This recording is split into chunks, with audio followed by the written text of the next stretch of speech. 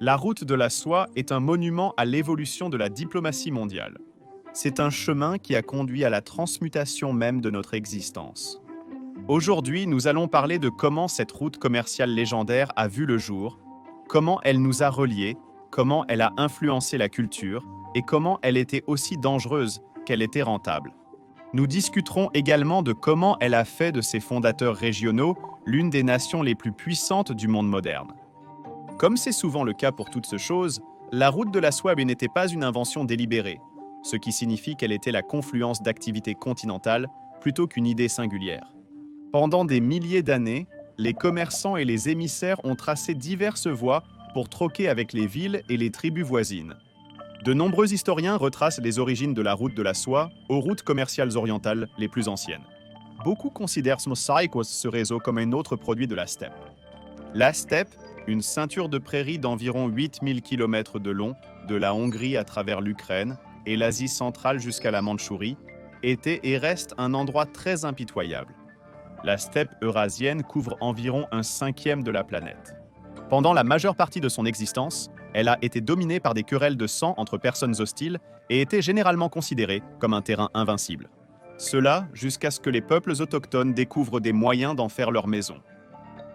Aussi loin qu'en 3500 avant Jésus-Christ, les chevaux étaient domestiqués dans ce qui est maintenant le Kazakhstan. Ce développement de la cavalerie a été le premier agent accélérateur pour le commerce autour de la steppe. Nous le savons parce que des inventions comme l'arc recourbé, échangé par les Scythes et autres, ont été déterrées par des archéologues du XXIe siècle. Avec l'aide de cet animal puissant, des classes marchandes primitives se sont formées, profitant des informations et des armes très demandées en circulation. Finalement, il y avait assez de participants pour planter la graine qui deviendrait finalement le plus grand moteur de profit que le monde ait jamais connu. Une autre précision importante concernant la route de la soie est qu'elle n'a été formellement identifiée comme telle qu'en 1877. Les utilisateurs n'avaient jamais vraiment envisagé de donner un seul nom à un réseau aussi complexe et en constante évolution. La route de la soie à laquelle nous nous référons aujourd'hui a été nommée par Ferdinand von Richthofen, un géographe et historien allemand. Il a choisi ce nom parce que, comme on peut le deviner, la soie dominait le marché à pratiquement chaque étape. C'est pourquoi de nombreux analystes traditionnels préfèrent marquer l'ouverture formelle de la route en 130 à 140 avant Jésus-Christ, même si la soie était une marchandise très demandée, échangée jusqu'en Égypte ancienne. Pour comprendre pleinement cela, nous devons revoir ce qui se passait dans ce que les anciens Grecs appelaient Céreis, la terre de la soie. En 221 avant Jésus-Christ sont nées les routes de la soie. La dynastie Qin dominait le continent et régnait en maître. Avant la présence de l'empereur Qin Shi Huang, le territoire était composé de petits royaumes, et la Chine que nous connaissons aujourd'hui n'existait même pas. Au cours des 15 années suivantes, cette nouvelle présence impériale a réussi à accomplir l'impossible. Mais cette façon de gouverner a eu un prix. Le nombre de morts pendant cette courte période était inimaginable, même selon les normes d'aujourd'hui.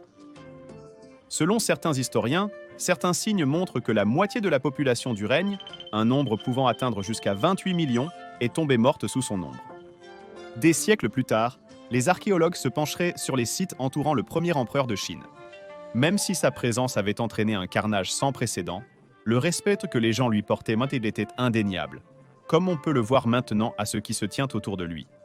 Les guerriers en terre cuite, 8000 soldats grandeur nature minutieusement façonnés, dont la plupart sont encore enterrés, la 8e merveille du monde. Selon les textes anciens, une carte du monde connue se trouve dans la chambre funéraire de Qin, sans aucun doute une goutte d'eau dans l'océan, comparée à ce que ses successeurs découvriraient dans un futur proche. Après la mort du premier empereur, le ressentiment des classes paysannes a atteint son paroxysme, plongeant l'ancienne Chine dans une guerre civile brutale. Après le bain de sang, la dynastie Han a émergé, fondée par Liu Bang. Les Han ont conservé certaines des politiques des Qing qui ont stabilisé la Chine, comme le nouveau gouvernement centralisé et les structures administratives qui ont rendu la nation naissante plus organisée et bureaucratique. Cependant, la dynastie Han a promu le taoïsme, une philosophie qui a permis aux nobles et aux villes de fonctionner de manière quelque peu indépendante. Cela était nécessaire au début, mais a eu des conséquences désastreuses pour une grande partie de la Chine. L'approche quelque peu libertaire a laissé la campagne vulnérable. Pendant le règne de l'empereur Jing, plus de 10 000 personnes se sont retrouvées kidnappées et réduites en esclavage par des puissances hostiles. En 141 avant Jésus-Christ, les Han comme une grande partie du monde allait bientôt les appeler, étaient sous le règne de leur 7e empereur Wudi, ou simplement Wu.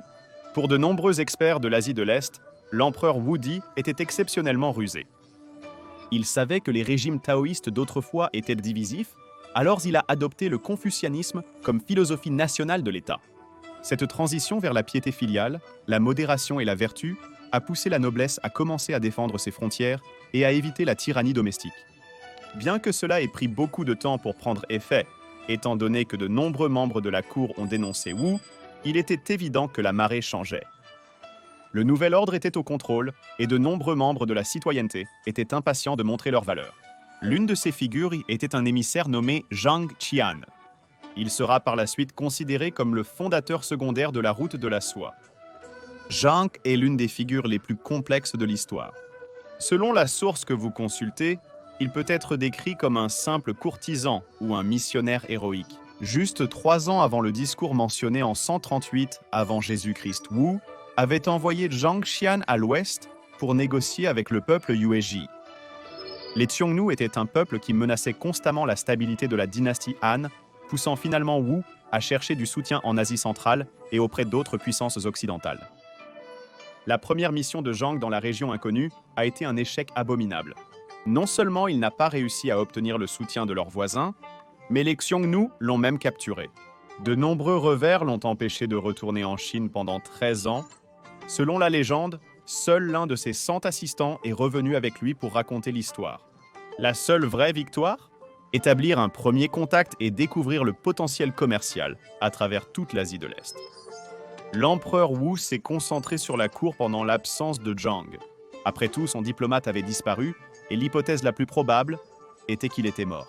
Il a dû faire face à des obstacles significatifs, tels que le Tali du Tigre, qui agissait comme une sorte de clé pour contrôler l'armée. Jusqu'à ce que cette principale adversaire, la grande douairière Du, décède, il jouait à un jeu d'échecs familial très complexe. En 135 avant Jésus-Christ, Wu était enfin sans opposition et a continué avec ses ambitions de réforme. Il a forcé la noblesse à retourner dans leur fief, ne pouvant plus puiser dans les caisses du gouvernement. Le gouvernement, toujours plus centralisé, devait sanctionner les points de contrôle. Les nobles étaient désormais récompensés lorsqu'ils dénonçaient la corruption, restituant les biens à l'État si nécessaire. Enfin, et peut-être le plus important, Wu a commencé à recruter et à promouvoir des roturiers talentueux à des postes élevés du gouvernement. Non seulement cela a retiré le pouvoir des classes nobles, mais cela a permis à Wu d'embaucher sur la base du mérite, tout en donnant progressivement plus d'autorité gouvernementale à l'empereur. Une fois qu'il a retrouvé son chemin, tout comme Christophe Colomb le fera plus tard pour les Espagnols, Zhang a présenté un monde de richesse à la cour impériale. Ce diplomate mystérieux parlait des sociétés anciennes qui dominaient les déserts et des royaumes qui croyaient être descendus des dieux. L'une des découvertes notables faites par Zhang était les chevaux célestes trouvés à Fergana. Encore une fois, les chevaux sont un pilier de la survie orientale.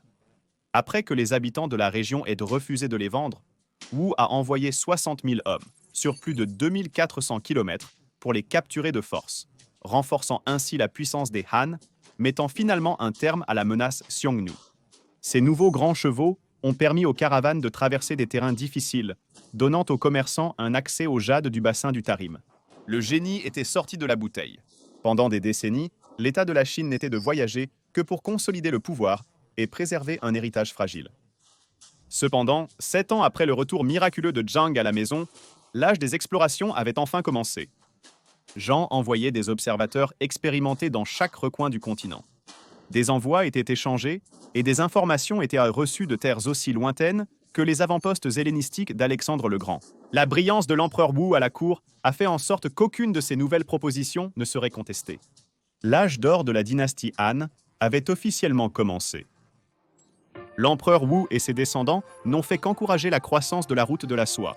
Comme mentionné précédemment, de nombreux historiens préfèrent utiliser le terme « route de la soie » car il y avait de nombreux chemins différents. Quoi qu'il en soit, la cour devenait obscènement riche, mais quelques obstacles empêchèrent de la rendre encore plus riche. Deux de ces choses étaient dans les déserts de Gobi et du Taklamakan. Pendant longtemps, ces régions ont en fait été un atout pour les Chinois, formant une barrière défensive pour les protéger d'une attaque du nord. Cependant, c'était aussi l'un des seuls passages au début du commerce de la route de la soie. Le Taklamakan, composé de 85% de dunes, est mortelle pour de nombreux commerçants qui disparaissent dans les tempêtes de sable lors de leurs tentatives de traversée. En outre, la présence de bandits a en fait stimulé l'expansion de la Grande Muraille. En allant plus à l'ouest, il y avait un commerce précieux sur le plateau tibétain.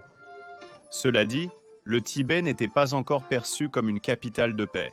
Il était principalement composé de petits États en guerre et de tribus nomades qui représentaient une menace constante pour de nombreuses villes en Chine. Au sud des 230 000 miles carrés de l'Himalaya se trouvait un autre partenaire commercial, l'Inde. Pour l'Inde, la route de la soie a sans doute apporté autant de richesses qu'à la Chine.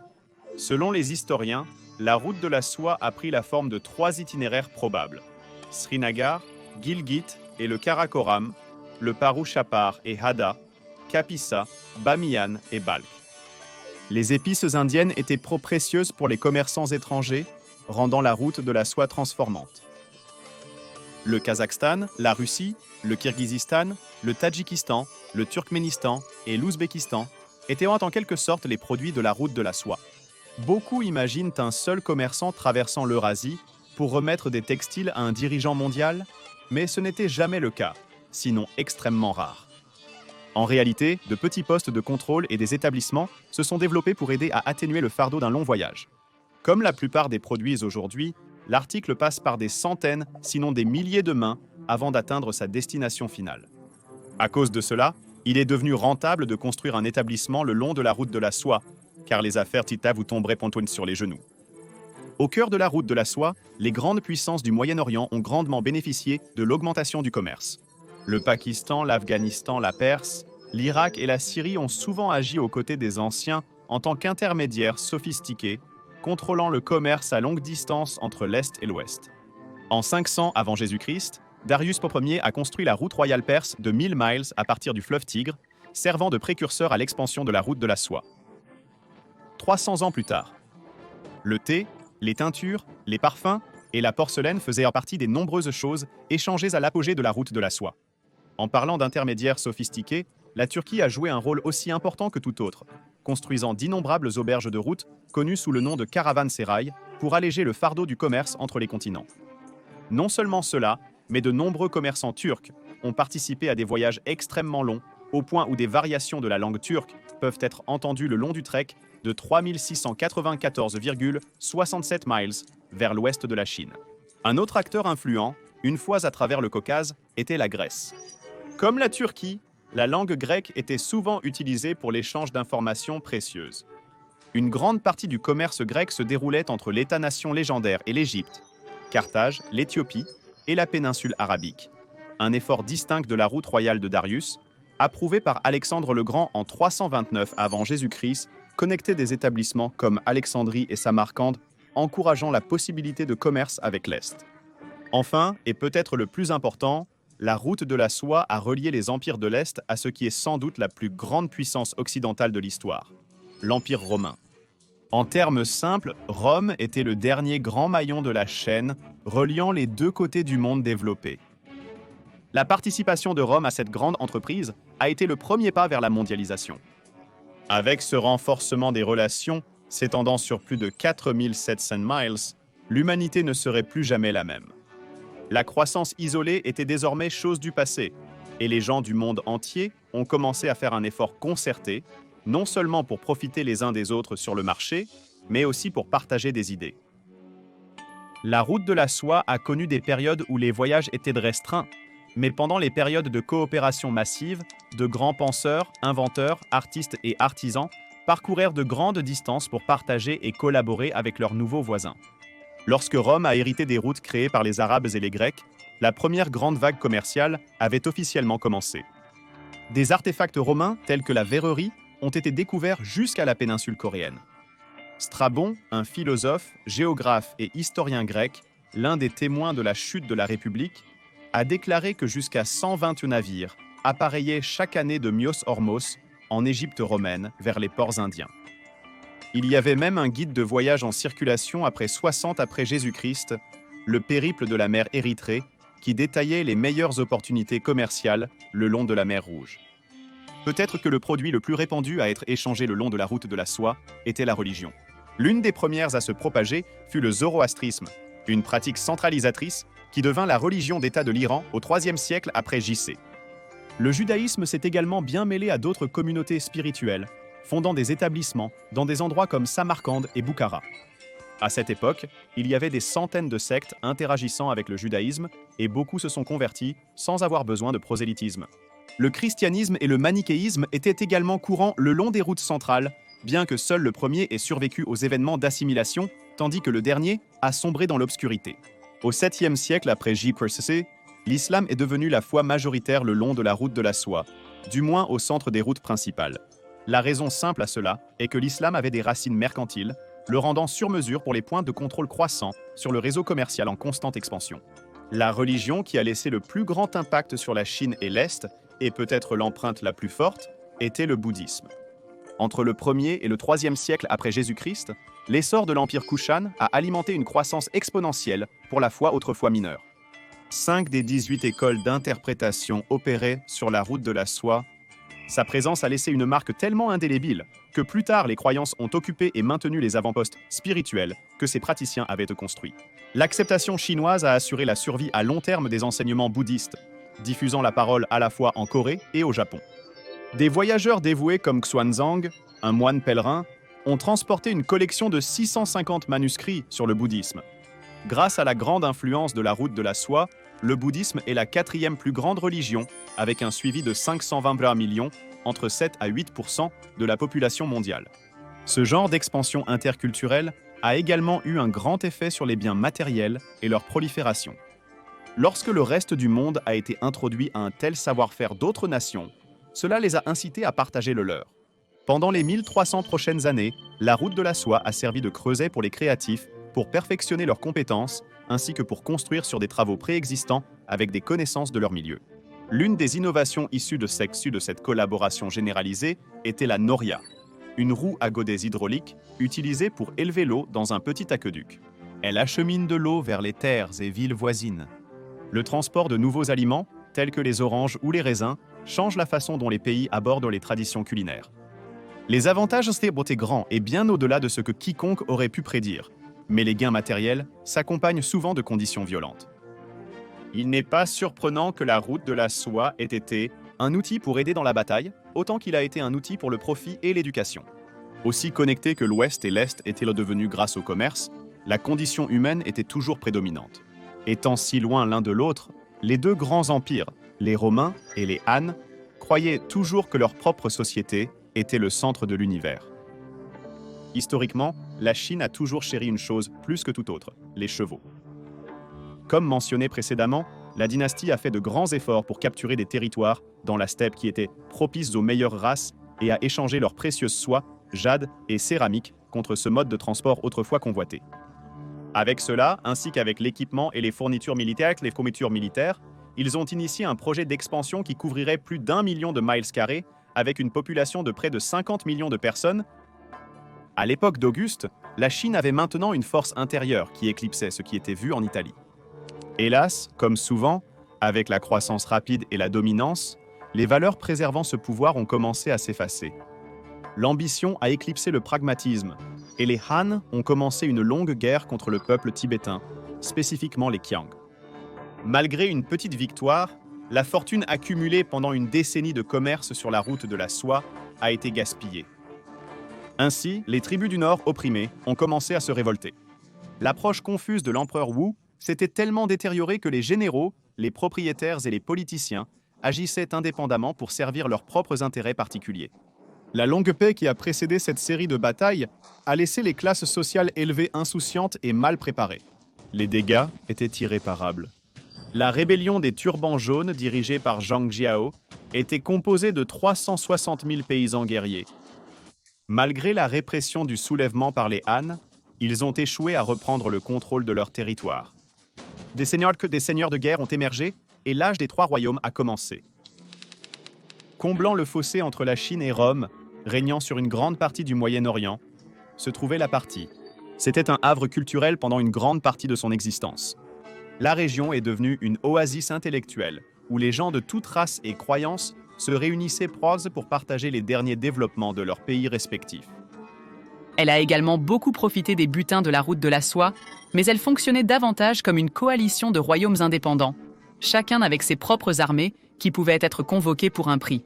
Comme les Han, avec la richesse amassée par les routes commerciales, les a rendus paradoxalement trop puissants pour leurs propres biens. Bien qu'ils aient pu repousser l'assaut des attaques romaines sous la direction féroce de Crassus, Auguste, Marc-Antoine et d'autres, leur gouvernance moins centralisée, conjuguée aux rébellions paysannes, a fait que leur position sur la scène mondiale était moins que stable. Le cœur de la partie a été écrasé en 226 après Jésus-Christ, lorsque Ardashir-Pirm, un grand leader des Sassanides, plus centralisé, est entré à Ctésiphon. Pendant 2 siècles de plus, Rome tiendrait sa position politiquement instable. Elle a bénéficié pendant des siècles du commerce de la route de la soie. Son aristocratie se parait largement de soie, l'utilisant comme un symbole de statut et de prestige intouchable. Cependant, les voisins de Rome ont largement bénéficié de ce commerce. Avec le temps, tout comme les Han, la richesse n'était plus suffisante pour faire taire les opprimés. La corruption politique avait affecté les fondations de ce qui était autrefois un empire où le soleil ne se couchait jamais. Les ennemis de la dynastie Han, les Huns implacables, ont profité de l'effondrement du monolithe. Avec les Wisigoths, les Avars et les Slaves, des tribus profitant de l'une des mêmes routes qui ont enrichi Rome étaient enfin en position de récupérer ce qui avait été perdu il y a de nombreuses années. En 410 après JC, le roi Wisigoth Alaric a déchaîné une force germanique capable de saccager la ville de Rome. Bien que l'Empire byzantin de l'Est ait préservé son héritage, le monde en développement alimenté par le commerce de la route de la soie avait dépassé l'ordre mondial établi. La période tumultueuse des pillages et des raids apparemment sans fin a conduit à un hiver communicatif sombre, coupant la grande route de la soie en une série de segments beaucoup moins rentables. Cela jusqu'à l'apparition de la dynastie Tang en 618 après Jésus-Christ. Dans les décennies suivantes, la bataille a éclaté dans les couloirs perdus de la région. L'une de ces grandes victoires Tang impliquait la défaite du Khaganat turc de l'Est, anciens alliés de l'Empire Sui. Lorsque la poussière s'est finalement dissipée, la dynastie Tang a repris le contrôle total du bassin du Tarim, du corridor du Gansu, un passage terrestre vital de 1000 km, ainsi que du Xinjiang, qui avait été sous le contrôle de diverses tribus turques avec l'aide des Sogdiens, peuple iranien vital pour la stabilité diplomatique, entre les 2 hémisphères de la route de la soie. Les Tang se sont battus pour rouvrir toutes les voies principales, rendant la route de la soie plus forte qu'elle ne l'avait jamais été auparavant. Malheureusement, après la chute des Tang, en 960 après Jésus-Christ, la route de la soie a été une fois de plus fermée pendant 2 siècles sous le règne de l'Empire Song, qui se sont trouvés terriblement incapables de contrôler le corridor du Gansu. C'est-à-dire jusqu'à ce que les guerriers de la steppe lèvent leur bannière en 1206. La force de Genghis Khan et de sa horde mongole était quelque chose que le monde n'avait jamais vu auparavant. L'expansion territoriale que Rome avait réalisée en 400 ans a été égalée par les Mongols en seulement 25 ans. C'était vraiment l'apogée de la guerre à cheval, et le Khanat semblait être des siècles en avance sur ses voisins redoutables. De nombreux dirigeants en Europe, en particulier les princes de la Russie moderne, percevaient la conquête mongole remarquablement rapide comme une sorte de punition divine. À l'ouest, entre 1207 et 1360 après JC, le califat islamique a été réduit au silence, et des royaumes aussi loin que la Pologne ont ressenti la colère de ces barbares mystérieux qui se comportaient plus comme un ouragan qu'une armée traditionnelle. Au milieu du XIIIe siècle, aucun empire n'avait approché la taille des Mongols. Un stupéfiant 12 millions de miles carrés était sous leur contrôle, et avec cela, la route de la soie. Pour la première fois de l'histoire, la ligne de pouvoir culturel de la planète était sous le contrôle d'un seul dirigeant. Enfin, la route de la soie était à son apogée pendant la présence de la dynastie Yuan, catalysée par la présence fructueuse de l'Empire mongol. Des voyageurs comme Marco Polo ont parcouru la route de la soie en prenant des notes détaillées, bien que parfois exagérées. Des récits de sources culturelles le long du chemin désormais légendaire. Des récits détaillés comme le voyage de Polo entre 1271 et 1294 après Jésus-Christ ont contribué à dresser un tableau des innombrables développements nés de siècles de commerce et de communication. Dès lors, il ne restait plus qu'à descendre. Le segment en Asie centrale a été temporairement ouvert par Tamerlan en 1368 après Jésus-Christ, mais après sa mort en 1405, La route de la soie était en passe de devenir un joyau longtemps oublié du passé, du moins pour les 4 prochains siècles. L'un des premiers récits laissant présager la mort du commerce terrestre provient des propres mémoires de Marco Polo, où il décrit l'arrivée de marchands faisant du commerce dans la mer Caspienne. Pendant des centaines d'années, les Européens avaient cherché des moyens d'éliminer les intermédiaires du Moyen-Orient. Il y avait de nombreux cas où les commerçants ne faisaient que rentrer dans leurs frais ou finissaient par perdre de l'argent une fois qu'ils avaient franchi les nombreux points de contrôle vers l'Asie de l'Est. Des explorateurs portugais comme Bartolomeu Dias ont pris le temps de s'aventurer en haute mer, trouvant une route navigable viable autour de l'Afrique et de l'océan Indien. Ces découvertes des 15e et 16e siècles ont ouvert la voie au commerce océanique qui était beaucoup plus rapide et rentable.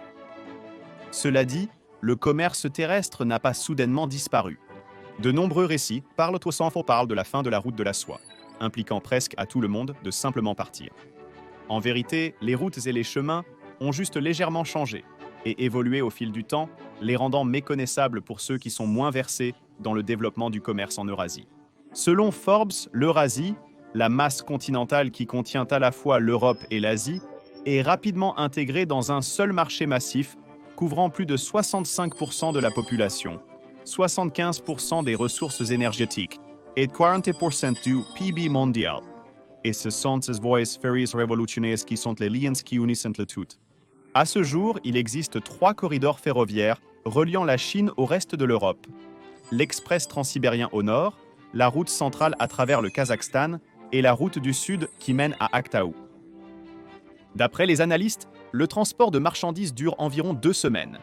Les 3 puissances en contrôle de ces routes, qui vont de l'ancien au mi-développement, sont la Chine, l'Union économique eurasiatique et l'UE.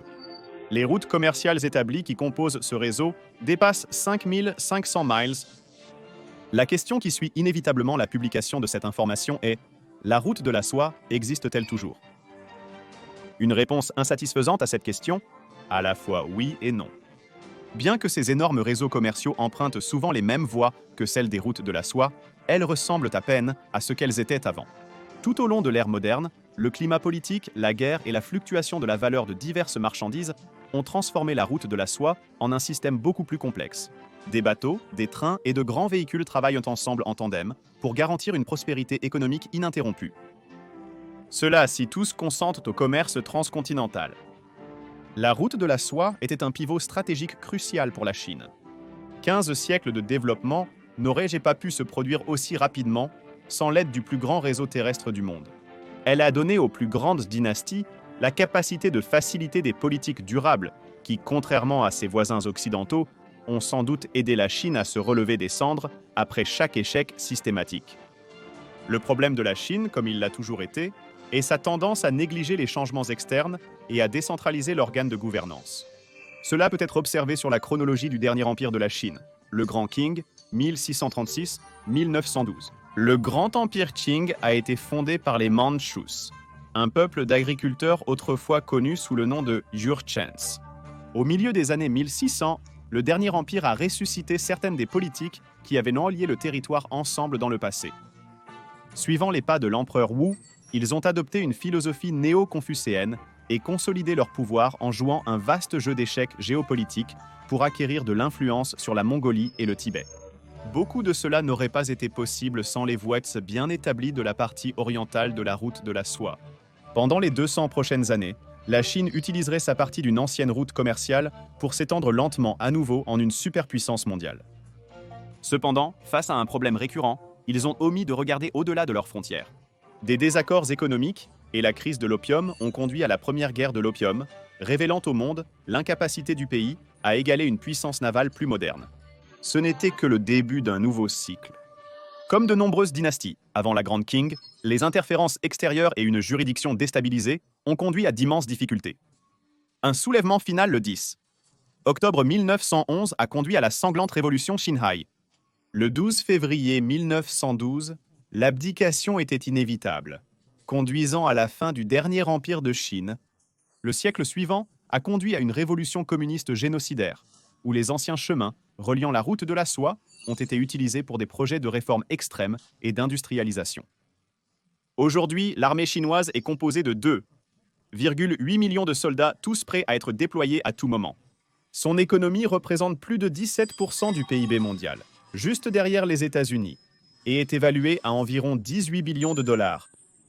Une grande partie de cela peut être attribuée à l'initiative BRI, Belt and Road Initiative, le produit de la route que les dynasties Han ont commencé à soutenir il y a environ 2000 ans. Comme pour l'avenir de la Chine, ça reste encore une fois incertain. Comme tous les gouvernements avant la République, les conflits avec l'Occident et une bureaucratie boursouflée indiquent que des temps difficiles sont à venir. Au moins pour l'instant, la Chine reste un acteur principal sur la scène mondiale. Un exploit qui n'aurait pas été possible sans la clairvoyance des marchands de l'ancien temps. La route de la soie a été responsable d'un niveau de prospérité sans précédent, mais elle a également contribué à certaines des pires tragédies. Elle a alimenté, et pour certains, elle a été la seule responsable de la peste noire, une vague dévastatrice qui a tué jusqu'à 30 à 50% de la population mondiale, entre 75 à 200 millions de personnes innocentes, une fois qu'elle a atteint le cœur de Londres en 1348. Elle a alimenté la déferlante de l'Empire mongol, qui, bien qu'il ait grandement contribué au développement de nombreuses sociétés, a également tué entre 37,5 et 60 millions de personnes lors de la Grande Conquête. La diffusion de l'invention de la poudre noire par la Chine, bien qu'elle ait mis fin au féodalisme et aidé l'agriculture, a déclenché des expéditions militaires qui ont accéléré les décès liés à l'armée à grande échelle. Au Moyen-Orient, contribuant à une croissance rapide, la route de la soie a également facilité la tâche des États qui auraient autrement dû compter les uns sur les autres.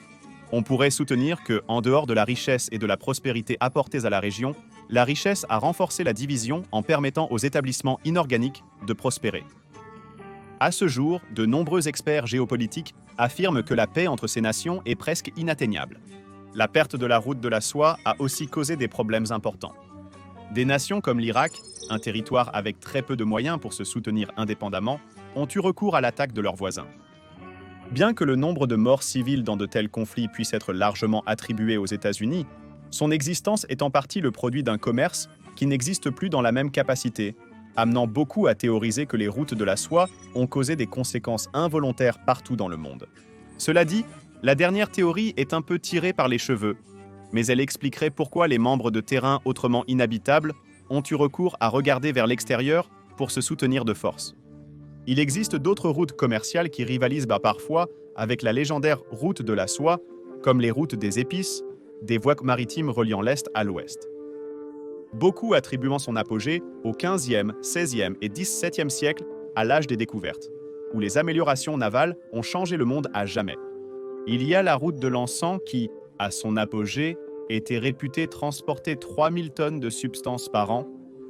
La route de l'étain, bien que moins bien documentée, a été révélée comme le monolithe de l'âge du bronze et du fer, fournissant des métaux précieux à des pays comme la Grande-Bretagne, la France et la Grèce. On croit maintenant que de telles routes ont été le catalyseur de certaines des plus grandes inventions de l'époque. Contrairement à la route de la soie, la plupart des preuves de cette voie ont été perdues. Quant aux autres routes commerciales qui ont défié la route de la soie, les développements plus modernes seront sans aucun doute l'objet de légendes dans un futur lointain. Le canal de Panama en fait partie, une création autrefois considérée comme impossible lorsque tentée par les ingénieurs du XVIe siècle. 25 000 hommes sont morts en le construisant, et il est maintenant considéré comme l'un des meilleurs catalyseurs de transport, aidant à transporter les marchandises d'environ 14 000 navires chaque année. Le détroit de Malacca, une autre veine commerciale vitale entre l'île indonésienne de Sumatra au sud-ouest et la péninsule malaise au nord-est, fournit du pétrole à la Chine et à l'Indonésie. Selon l'EIA, le détroit de Malacca est le principal point de congestion en Asie, et ces dernières années, entre 85% et 90% du total annuel des flux de pétrole passant par ce point de contrôle était du pétrole brut. Enfin, nous avons le canal de Suez, une route commerciale reliant la mer Méditerranée à l'océan Indien via la mer Rouge. Il accueille environ 19 000 cargos par an et il est un fournisseur clé d'énergie pour la planète. Théoriquement, si on le ferme, cela signifierait l'effondrement de toutes les grandes économies du monde, mettant un grand nombre de productions à l'arrêt brutal. Depuis le regain d'intérêt au XIXe siècle, les pays ont un intérêt renouvelé pour la route de la soie, qui n'a pas été observée depuis l'époque de Tamerlan. Des puissances orientales comme la Chine, la Russie et l'Inde ont lancé des initiatives majeures pour insuffler une nouvelle vie dans le réseau, autrefois malade. Au Moyen-Orient, les commerçants utilisent encore des morceaux de celle-ci pour approvisionner les villages en tout, des produits artisanaux, épices et bétail, aux médicaments vitaux aux villages proches du chemin battu. De plus, des visites ont été ouvertes pour les randonneurs ambitieux, cherchant à marcher dans les mêmes pas que tant d'autres, comme Jangkian et Marco Polo. Rien ne se rapproche de l'héritage des routes de la soie, des lignes de vie culturelles qui nous ont apporté l'environnement que nous tenons actuellement pour acquis. Face à l'intensification des conflits mondiaux, il est ardu de savoir si on verra à nouveau quelque chose de semblable. Les puissances semblent avoir leur propre vision de comment utiliser leurs propres extensions respectives qu'elles ont héritées du passé. Peut-être qu'un jour, si l'humanité parvient à résoudre diplomatiquement les problèmes qui nous divisent, nous pourrons à nouveau construire ensemble en utilisant l'une des plus grandes réalisations de l'humanité, la route de la soie. Regardez maintenant pourquoi la construction du canal de Panama a été si mortelle, ou pourquoi les îles militaires artificielles de la Chine sont un désastre.